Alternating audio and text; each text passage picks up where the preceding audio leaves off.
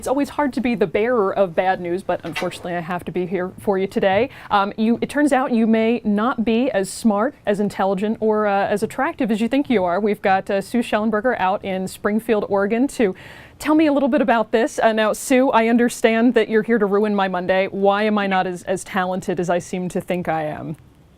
Most of us have a tendency, Kelly, to kid ourselves a little bit, maybe about our attractiveness, our skill, our magnetism, and that can be beneficial in some circumstances. Maybe it helps us to make that speech a little better, look a little more confident to other people, and that was the focus of my story this week.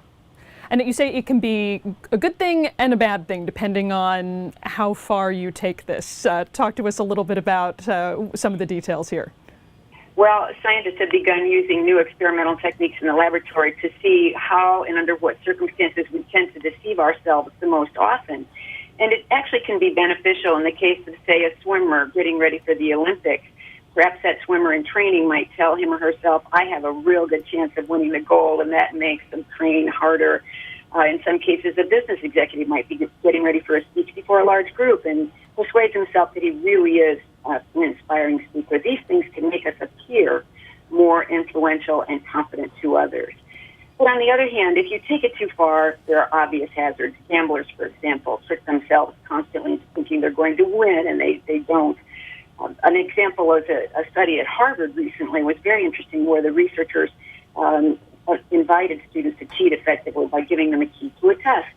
The students who used the answer key to get higher scores on the test turned out to believe they actually were smarter than they really were. And when researchers asked them to predict their future scores, they also predicted higher scores than their intelligence would predict. And it was interesting to see that once the researchers praised them and gave them a certificate of recognition, wow, they inflated their scores even more, just as we see with the phony war heroes who all claim to have won the Congressional Medal of Honor. We can start to believe our own lies.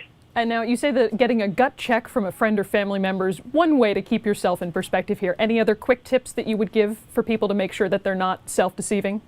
Well, getting too much in love with your own public image or your own achievements, too focused on what you've done lately so very well is a clue, and others can be the most valuable check, as you pointed out. Get family or friends to do a reality check for you. Am I getting a little overblown here with my ego? Those things will really help. All right, well, thank you for keeping us humble, Sue. We'll look forward to that in tomorrow's Personal Journal.